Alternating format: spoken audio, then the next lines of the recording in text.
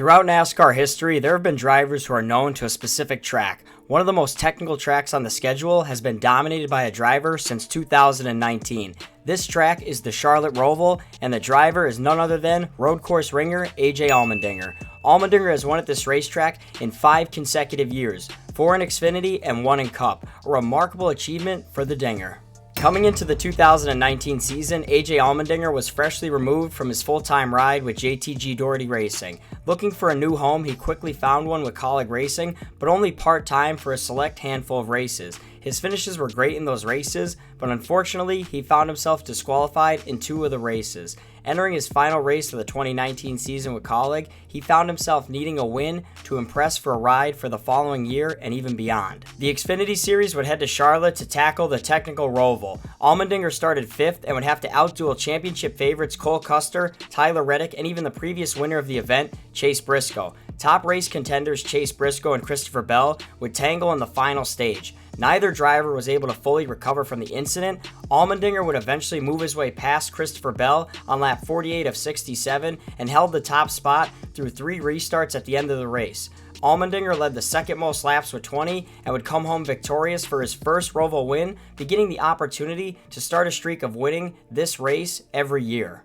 Ah yes, the 2020 monsoon race. This race began with slight rain and quickly turned into a slip and slide. Cars were crashing off course left and right. Not AJ Allmendinger. For him, this is exactly what he needed to help him get a competitive advantage over the competition. Now once again, Allmendinger was still running part-time for Colleague, so many believe this would be a disadvantage as he hasn't been running as many races as everybody else throughout the season. But the previous winner of the event would work his way to the front of the field rather quick. In stage 2, Allmendinger would begin to make his way to the front and grab positions one at a time. A crash would occur, taking out the leaders towards the end of the second stage. Unfortunately, he would have to pit, so he would lose the track position and restart stage 3 towards mid-pack. Once again, he would start to claw his way back to the front. A caution would bunch the field back up, and on the following restart, Allmendinger would retake the lead from Chase Briscoe, but a few laps later, Briscoe would challenge him for the lead back and eventually retake it. A caution would come out, allowing AJ the chance to line up on the front row to take the lead back,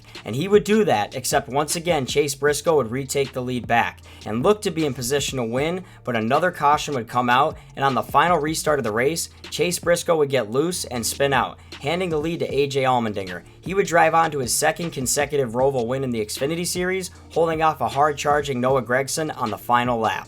Now moving into 2021, AJ Allmendinger would switch to full-time for Colleague Racing in the Xfinity Series, meaning once again, he was defending his title at the Roval. In 2021, he was not only winning at road courses, but also on ovals, and was a strong contender for the championship. This race would not have the same severe weather from the previous Roval race, but crashes were still an issue, as cautions were flying left and right early in the race. There was a new competitor that would challenge AJ for the win at the Roval, and that was rookie phenom Ty Gibbs. Gibbs would miss the rear chicane while leading and allow Allmendinger to take the lead with 20 to go.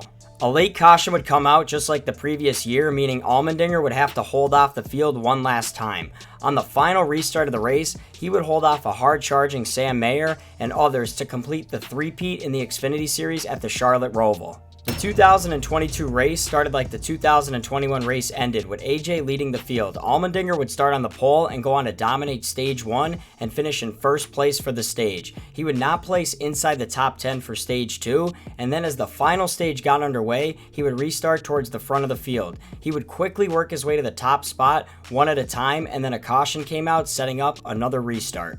On the following restart, Allmendinger would take the second spot away from Sheldon Creed and start his attack on Ty Gibbs, a deja vu moment from the previous year. A caution would quickly come out, setting up a restart, and not just 1, not 2, not even 3, but 5 restarts would take place over the end of this race. Finally, on the 5th restart, Allmendinger would grab the lead from Ty Gibbs, driving away and leading the most laps to win his 4th consecutive race at the Charlotte Roval in the Xfinity Series. This would leave him just 1 win shy at the Roval of tying Dale Earnhardt for Daytona, Kyle Busch for Texas, and Jack Ingram of South Boston for the most wins at a single track in the Xfinity Series. In 2023, Allmendinger would no longer compete full-time in the Xfinity Series, as he would jump back up to Cup full-time and do part-time in Xfinity. Surprisingly, Allmendinger would not run the Roval for the Xfinity Series as he would focus on the Cup race. Allmendinger would look to continue his streak of winning here, but this time adding a Cup win to go to 5 wins in 5 consecutive years. Allmendinger would start the race in 6th place and would hang around the top 10 for most of the early portion of the race. He would go on to finish stage 1 in 10th place, showing he had a great car to contend for a win.